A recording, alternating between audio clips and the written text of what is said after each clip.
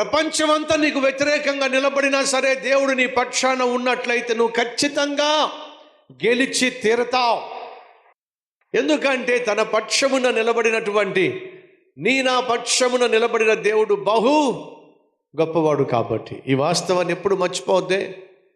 ఉద్యోగం చేసే చోట కావచ్చు, పనిచేస్తున్న చోట కావచ్చు, పరిచర్య చేస్తున్న చోట కావచ్చు, నీకు వ్యతిరేకంగా లేచేవాళ్ళు, నీకంటే శక్తి కలిగిన వాళ్ళు, నీకంటే పరపతి కలిగిన వాళ్ళు, నీకంటే పదవిలో ఉన్నత స్థితిలో ఉన్నవాళ్ళు, పలుకుబడి కలిగిన వాళ్ళు ఉండొచ్చు, బలవంతులు కావచ్చు. వాళ్ళ ఎదుట నువ్వు నిలబడలేకపోవచ్చు. కానీ వినో, నీ పక్షమున దేవుడు ఉన్నట్లయితే బైబిల్ సెలవిస్తుంది, యెహోవా నీ పక్షమున ఉండగా నీకు విరోధి అసలు ఎవడు నిలబడతాడు? ఈ వాస్తవం మర్చిపోతే.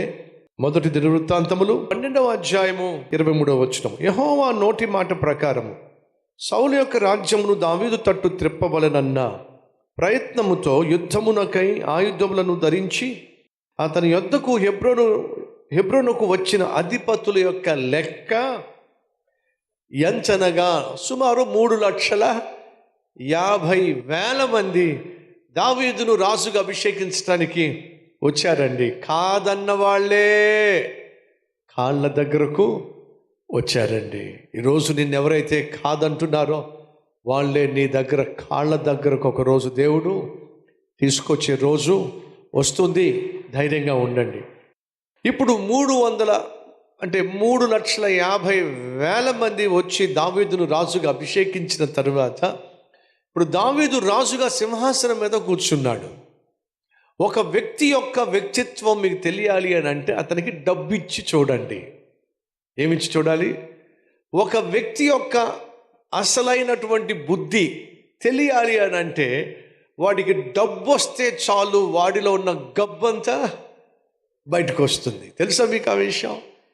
డబ్బు ఉన్నప్పటికీ కూడా తన జీవితాన్ని గబ్బు కాకుండా చేసుకోగలిగిన వాడే అసలు సిసలైన వ్యక్తిత్వం కలిగిన వాడు. దావీదు ఇప్పుడు దేశాన్నే పరిపాలించే రాజుగా సింహాసనం మీద కూర్చున్నాడు. ఇప్పుడు తనకు కొదువ అంటూ ఏమీ లేదో, కొదువ లేనటువంటి సమృద్ధి కలిగినటువంటి శ్రేష్టమైనటువంటి స్థానానికి చేరిన దావీదు మనసులో కలిగినటువంటి మొట్టమొదటి ఆలోచన ఏంటో తెలుసా మీకు?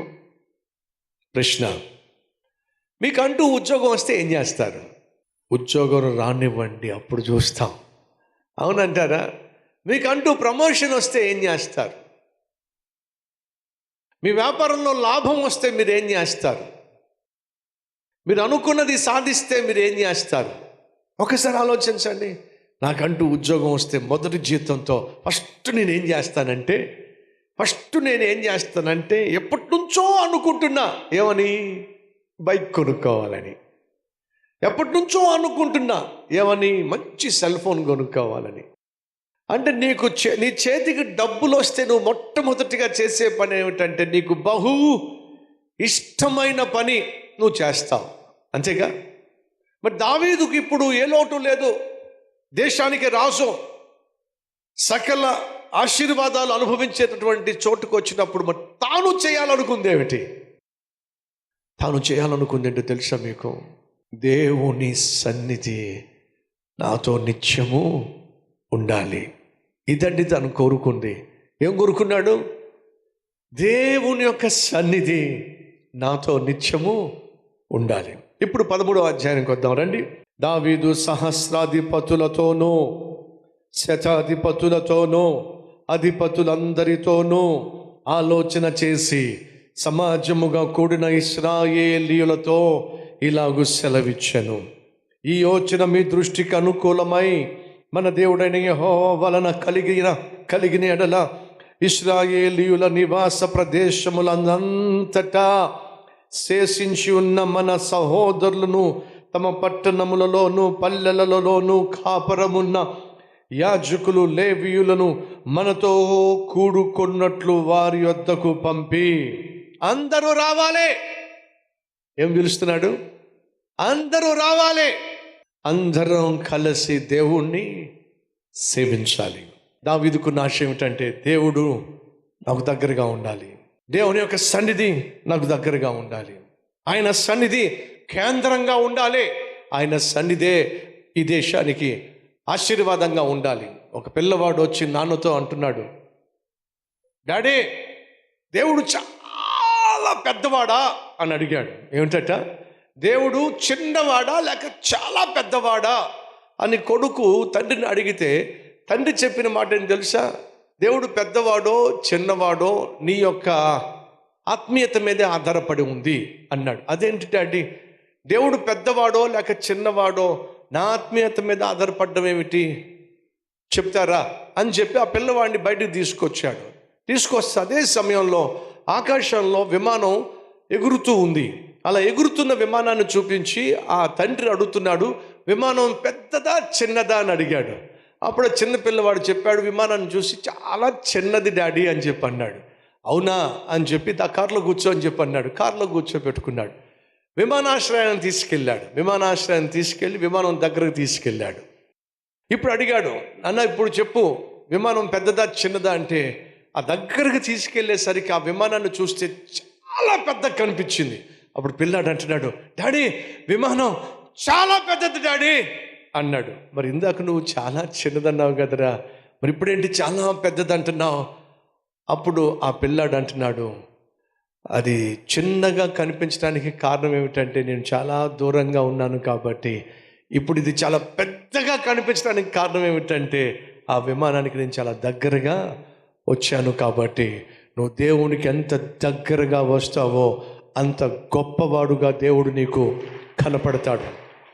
దేవునికి నువ్వు ఎంత దగ్గరగా వస్తావో అంత ప్రభావము కలిగినటువంటి దేవుడుగా కనిపిస్తాడు. నువ్వు దేవునికి ఎంత దగ్గరగా వస్తావో అంత శక్తివంతుడుగా కనిపిస్తాడు. అంత మహా అద్భుతములు చేయు దేవుడిగా కనిపిస్తాడు. మహాగణుడుగా కనిపిస్తాడు. మహాశక్తి కలిగిన దేవుడుగా కనిపిస్తాడు. అర్థమవుతుందా సహోదరి సహోదరుడా? నువ్వు దేవునికి ఎంత దగ్గరగా వస్తే అంత గొప్ప దేవుణ్ణి నువ్వు చూస్తావు. అంత గొప్ప ఆశ్చర్య కార్యములు చేసే దేవుణ్ణి నువ్వు చూస్తావు. ఘనమైన దేవుణ్ణి నువ్వు చూస్తావు. ఈరోజు నీ జీవితంలో దేవుని యొక్క మహిమ ఏమిటో చూడలేకపోతున్నా, మహేదైశ్వర్యం ఏమిటో నువ్వు చూడలేకపోతున్నా, ఆయన ఎంత ఘనమైన వాడో గొప్పవాడో అనుభవపూర్వకంగా నువ్వు తెలుసుకోలేకపోతున్నా. కారణం చెప్పమంటావా? నువ్వు చాలా దూరంగా జీవిస్తున్నావు దేవునికి. నువ్వు దేవునికి దూరంగా జీవిస్తున్నట్లయితే దేవుని యొక్క మహిమను చూడలేవు, ఆయన గొప్పతనాన్ని నువ్వు చూడలేవు, ఆయన చేసే అద్భుతాలు నువ్వు చూడలేవు, ఆయన చేయగలిగిన ఆశ్చర్య కార్యాలు స్వతంత్రించుకోలేవు. దావీదు కోరింది ఏమిటో తెలుసా? తను రాజుగా సింహాసనం మీద కూర్చున్న వెంటనే ఏం కోరుకున్నాడు? దేవుణ్ణే కోరుకున్నాడు. దేవుని సన్నిధినే కోరుకున్నాడు. నీ సన్నిధి మా ఇంట్లో ఉండాలని ఆశించేవాళ్ళని కలిసి ప్రార్థన చేద్దాం. ప్రతి ఒక్కరు ప్రార్థనలు ఏకీవించాల్సిందిగా కోరుతున్నాను.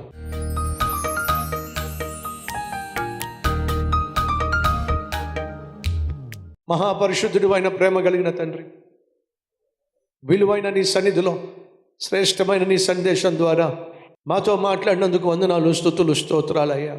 ఒక మనిషి బుద్ధి బయటపడాలంటే అతని చేతికి డబ్బులు వస్తే చాలు, నీతిమంతుడా నీతి మాలినవాడా తేలిపోతుంది. దావీదు రాజుగా అభిషేకించబడినప్పుడు ఆత్మీయుడుగా తేలిపోయాడు. ఆత్మీయుడుగా నాయన బయలుపరచబడ్డాడు. అయ్యా నిన్నే కోరుకున్నాడు, నీ సన్నిధినే కోరుకున్నాడు. మేము దీవించబడినప్పుడు, మేము హెచ్చించబడుతున్నప్పుడు, మేము వర్ధిల్లుతున్నప్పుడు మేము కోరుకోవాల్సింది లోకాన్ని కాదు, లోక పాపాన్ని కాదు, నిన్నే కోరుకోవాలయ్యా, నిన్నే చేరుకోవాలయ్యా. నెలకొకసారి కాదు, నెలకు 2 సార్లు కాదు, ప్రతి వారము క్రమముగా నీ సన్నిధిలో మేము చేరుకోవాలి, నీ సన్నిధిలో మేము వచ్చి ఆరాధించాలి. అటు కృప మా అందరికీ దయచేయండి అయ్యా. ప్రతి ఒక్కరిని దర్శించి ప్రతి ఒక్కరి జీవితంలో నాయన వారు ఎదురు చూస్తున్న అద్భుతాన్ని జరిగించమని, ప్రతి ఒక్కరిని అట్టి రీతిగా దీవించమని యేసయ్య పేరట వేడుకుంటున్నాం తండ్రి. ఆమేన్.